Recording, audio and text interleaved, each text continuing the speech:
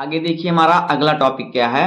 अगला टॉपिक हमारा है एक समान चुंबकीय क्षेत्र में आवेशित कण की गति।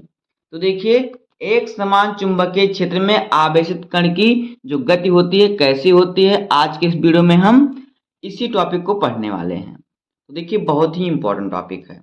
देखिए देखिए ये हमारा एक क्या है, परिपथ। हमने एक क्या किया, परिपथ बना लिया जो कि गोलाकार आकृति का है, यानी वृत्ताकार परिपथ है और ये चुंबकीय क्षेत्र में स्थित है। एक समान चुंबकीय क्षेत्र में कह रहा है आवेशित कण की गति कैसी होती है। तो देखिए जो चुंबकीय क्षेत्र होता है, देखिए हमने ये बनाया चुंबकीय क्षेत्र की दिशा। जैसे कि देखिए हमारा कोई कण है, हमारा कोई कण जो है ये वृत्ताकार पथ पर गति जब करेगा तो उस पर एक बल कार्य करेगा। इस प्रकार से भी गति करेगा तो इस पर एक बल कार्य करेगा। इस पर जो बल कार्य करेगा क्या होगा, वो बल अंदर की तरफ होगा। जैसे कि देखिए मान लीजिए हमारा इस पर कोई कण इस प्रकार से गति कर रहा है, तो देखिए उस पर इस प्रकार से कण पर वेग लगेगा, इस प्रकार से उस पर वेग लगेगा, उसकी वेग की दिशा इस प्रकार से होगी, इसी प्रकार से उसकी जो होगी वेग की दिशा होगी। और इस कण पर जो बल लगेगा वो क्या होगा, वो बल अंदर की तरफ होगा। जैसे मान लेते हैं यहाँ पर देखिए बल लग रहा है अंदर की तरफ, इस प्रकार से इस पर जो है बल लगेगा, इस प्रकार से इस पर जो है अंदर की तरफ बल लगेगा, इस प्रकार से।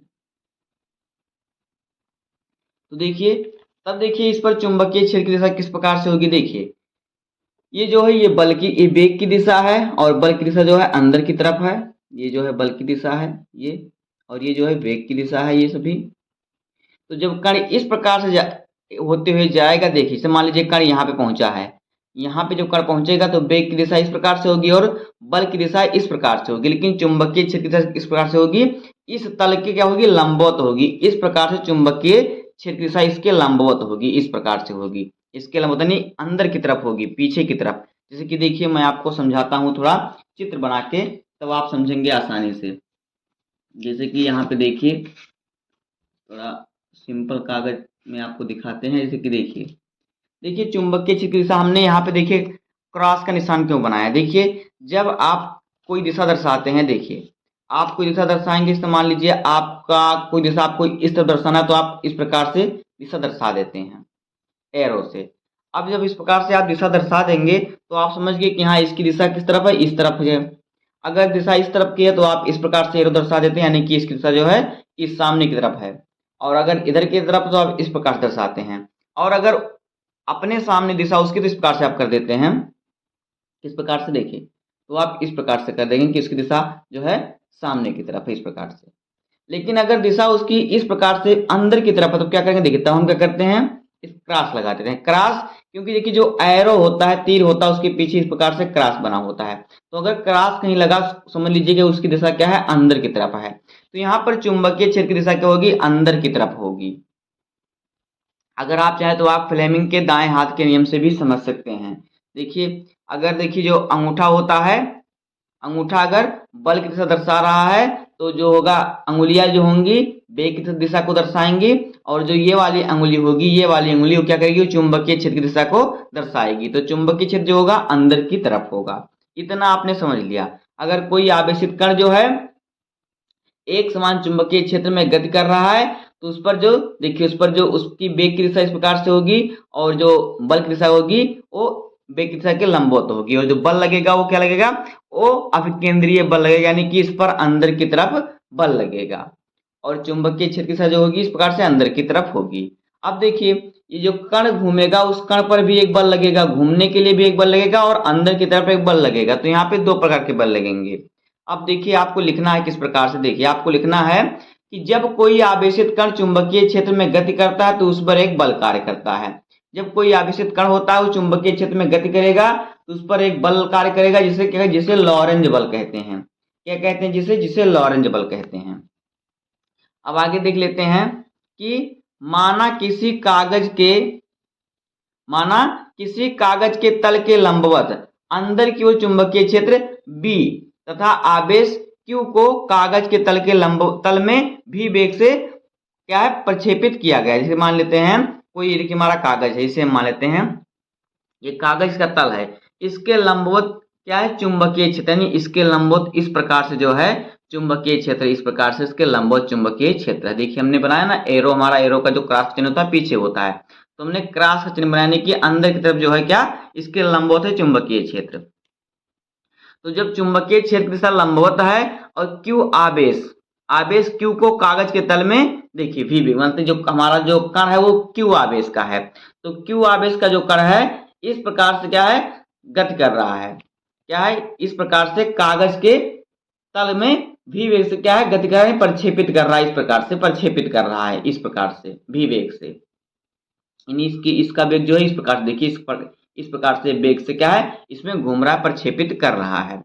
वेग भी जो है चुंबकीय क्षेत्र क्या होगा, लंबवत होगा। देखिए ये जो वेग भी है, ये देखिए जो वेग भी है ये क्या है, ये चुंबकीय क्षेत्र के लंबवत है, यानी चुंबकीय क्षेत्र और v के बीच जो है 90 डिग्री का कोण बनेगा। जैसे कि देखिए अगर चुंबकीय क्षेत्र देखिए अंदर की तरफ इस प्रकार से होगा, आप कैप समझिए, चुंबकीय क्षेत्र इस प्रकार से होगा, तो वेग जो है इस प्रकार से, तो इसके लंबवत है, देखिए इसके बीच में क्या होगा, 90 डिग्री का कोण बनेगा। तो इसी प्रकार से देखिए चुंबकीय क्षेत्र जो है क्या है, अंदर की तरफ है और वेग इस प्रकार से है। तो अगर इसको हम इस प्रकार से कर देते हैं, मानते इधर नीचे ले आए, तो देखिए क्या यहाँ पे 90 डिग्री का कोण बनेगा, यानी जो वेग होगा वो चुंबकीय क्षेत्र की क्या होगा, लंबवत होगा। अब आगे देखिए, तब देखिए तब जो कण पर बल लगेगा वो क्या होगा, जो कण यहाँ पे इस प्रकार से घूमेगा कण, उस पर क्या बल लगेगा, इस पर जो घूमेगा उस पर क्या बल लगेगा, क्योंकि देखिए अंदर जो बल लगेगा वो अभिकेंद्रीय बल लगेगा, लेकिन इसको घूमने में भी जो घूमेगा उस पर भी क्या है, बल लगेगा, घूमने के लिए भी इसे बल चाहिए। तब देखिए उस पर क्या बल लगेगा, तब यहाँ पे हम लिखेंगे कि कण पर लगने वाला बल क्या होगा, कण पर लगने वाला बल, कण पर यहाँ पे तब कण पर लगने वाला बल, लगने वाला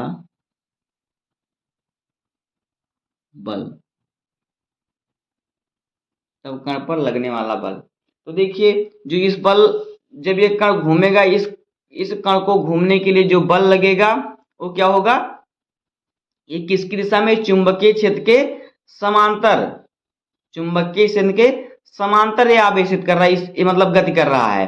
देखिए अगर चुंबकीय क्षेत्र की दिशा किस प्रकार से, देखिए चुंबकीय क्षेत्र की दिशा जिस प्रकार से है उसी प्रकार से ये गति भी कर रहा है, जो बल होगा।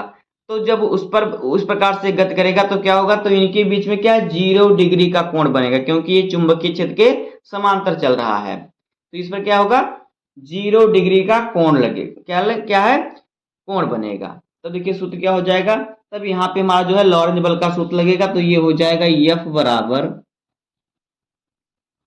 बराबर क्यू वी बी और फिर साइन थीटा। अब देखिए हमने अभी आपको बताया थीटा का मान क्या है, 90 डिग्री है। अब देखिए थीटा का मान 90 डिग्री क्यों है, क्योंकि ये जो है इसके चुंबकीय क्षेत्र के लंबवत है, जो है ये चुंबकीय क्षेत्र क्या है, लंबवत है। देखिए वेग भी चुंबकीय क्षेत्र के लंबवत है, जब इसके लंबवत होगा तो वहां पे क्या 90 डिग्री का कोण बनेगा। तो जब 90 डिग्री का कोण बनेगा तब देखिए, तब यहाँ पे क्या हो जाएगा, देखिए अगर 0 डिग्री कोण बनेगा तो यहाँ पे ये शून्य हो जाएगा, क्योंकि यहाँ पे अगर ये शून्य का गुणा होगा तो शून्य हो जाएगा ये। लेकिन जब ये 90 डिग्री का कोण बन रहा है यहाँ पे, क्योंकि लंबवत है तो 90 डिग्री का कोण बनेगा, और जब 90 डिग्री का कोण बनेगा तो यहाँ पे हो जाएगा, देखिए ये हो जाएगा F बराबर क्यू वी बी, और साइन 90 डिग्री का मान कितना होता है, साइन 90 डिग्री का मान जो होता है क्या होता है, देखिए 1 होता है। तो यहाँ पे साइन जो होगा, साइन थीटा बराबर क्या है, 90 डिग्री है, तो यहाँ पे साइन 90 अंश का मान कितना होता है, 1 होता है। तो यहाँ पे साइन 90 डिग्री बराबर 1 हो जाएगा। अब देखिए यहाँ पे F बराबर हो जाएगा Q V B, sine theta का मान साइन 90 डिग्री 1 होता है, तो F बराबर यहाँ पे हो जाएगा क्यू वी बी, ये हो जाएगा। तो ये हो जाएगा कण पर लगने वाला बल, क्योंकि यहाँ पे जो है 90 डिग्री का कोण बन रहा है, क्योंकि देखिए इसके लंबवत है, ये जो इसके लंबवत है, भी जो है चुंबकीय क्षेत्र के लंबवत, इतना समझ लीजिए। ये जो वृत्ताकार है, यदि इस वृत्ताकार पथ की त्रिज्या जो है, मान लीजिए यहाँ से लेके यहाँ तक त्रिज्या जो है क्या है, r है। अगर त्रिज्या r है और कण का जो द्रव्यमान से मान लीजिए जो कण है इस प्रकार चक्कर लग रहा है, इस कण का द्रव्यमान क्या हो, यम हो, तब देखिए क्या सूत्र होगा। तो देखिए जो बल होता है, इस पर जो बल लगेगा क्या होगा, अभिकेंद्रीय बल लगेगा। तो यहाँ पे हम लिखेंगे कि इस पर जो बल लगेगा वो क्या होगा, वो अभिकेंद्रीय बल होगा। तो यहाँ पे लिखेंगे बल बराबर जो होगा क्या लगेगा, अभिकेंद्र बल, या फिर अभिकेंद्रीय बल भी आप कह सकते हैं। अभिकेंद्रीय बल, देखिए यह बराबर क्या हो जाएगा, अभिकेंद्रीय बल का सूत्र क्या होता है, देखिए कण क्या है, v वेग से चल रहा है, और फिर देखिए कण की त्रिज्या क्या है, यहाँ पे देखिए इसकी त्रिज्या r है और इस पर कण का मान लेते हैं द्रव्यमान यम है। तो इसका जो सूत्र हो जाएगा वो हो जाएगा यम v स्क्वायर और बटे में r। ये अभिकेंद्रीय बल का सूत्र होता है, यम v स्क्वायर बटे r। अब देखिए ये हो गया अभिकेंद्रीय बल। अब देखिए जो अभिकेंद्रीय बल होता है वो चुंबकीय बल के बराबर होता है। चुंबकीय बल हमारा ये है और अभिकेंद्रीय बल ये है। तो यहाँ पे हम लिखेंगे अभिकेंद्रीय बल बराबर चुंबकीय बल। तो यहाँ पे लिखते हैं कि अभिकेंद्रीय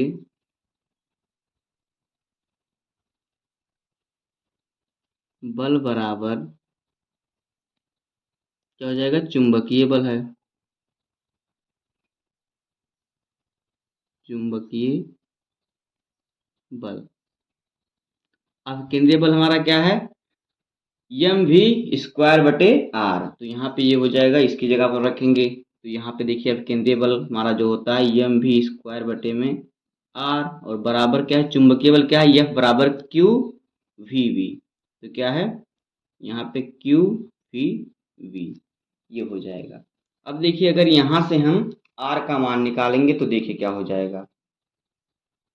अगर यहाँ से हम आर का मान निकालेंगे तब देखिए क्या हो जाएगा, यहाँ पे देखिए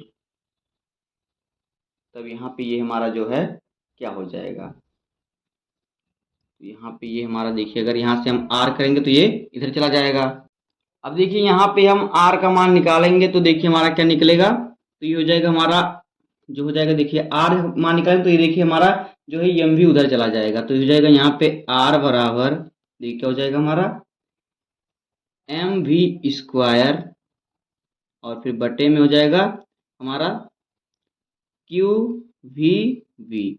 अब देखिए एक भी से जो हमारा है एक भी कट जाएगा, तो यहाँ पे एक भी बचेगा। तो यहाँ पे हमारा आर बराबर जो बचेगा वो हमारा बचेगा, क्या बचेगा, देखिए यम वी और बटे में बचेगा हमारा क्यू वी। तो ये जो हो जाएगा इसकी त्रिज्या जो हो जाएगी, आर का मान जो हो जाएगा इस प्रकार से इसकी त्रिज्या निकल जाएगी। आर का मान क्या हो जाएगा, वृत्ताकार की त्रिज्या जो हो जाएगी, वृत्ताकार पथ की त्रिज्या ये हो जाएगी। तो यहाँ पे हम लिख लेते हैं कि वृत्ताकार पथ की त्रिज्या जो हो जाएगी, वृत्ताकार पथ की त्रिज्या कितनी हो जाएगी, आर बराबर एम वी बटे में क्यू वी, ये हो जाएगी वृत्ताकार पथ की त्रिज्या। अब देखिए अब हम निकालेंगे आवर्तकाल। क्या निकालेंगे, आवर्तकाल। देखिए आर का मान अभी मैं आपको यहाँ पे रख के दिखाऊंगा। यहाँ पे देखिए आवर्त कितना दिया है, आर आर का मान इतना आप याद रखिएगा। आर का मान कितना दिया है, एम भी बटे क्यू वी। तो हम आगे इसी का मान रखेंगे। अब देखिए अगर आप चाहें तो यहाँ पे एक सूत्र और निकाल सकते हैं। देखिए क्योंकि जो यहाँ पे हमारा यम भी होता है, जो यम भी होता है, यम भी ये क्या होता है, ये संवेग p के बराबर होता है। तो यम बी की जगह पर हम p का मान भी रख सकते हैं। तो यहाँ पे ये हमारा सूत्र हो जाएगा r बराबर p बटा में q इंटू वी। तो ये हो जाएगा, यहाँ से आप p का मान भी निकाल सकते हैं, संवेग का मान भी निकाल सकते हैं। तो देखिए ये हमारा जो है r की त्रिज्या का मान जो है, यहाँ पे देखिए पथ की वृत्ताकार पथ की त्रिज्या का मान इतना निकला हुआ है। अब आइए हम आगे निकालते हैं आवर्तकाल। तो देखिए आवर्तकाल का सूत्र आप कैसे निकालेंगे, आवर्तकाल देखिए आवर्तकाल, तो आवर्तकाल का जो सूत्र होता है वो क्या होता है, वो देखिए क्या होता है, वो होता है टी बराबर 1/t। टी बराबर क्या होता है? टी बराबर होता है 1/t। सॉरी, ये होता है, सॉरी आवृत्ति होती है। टी बराबर होता है 2πr/v। 2πr और फिर बटे में क्या होता है?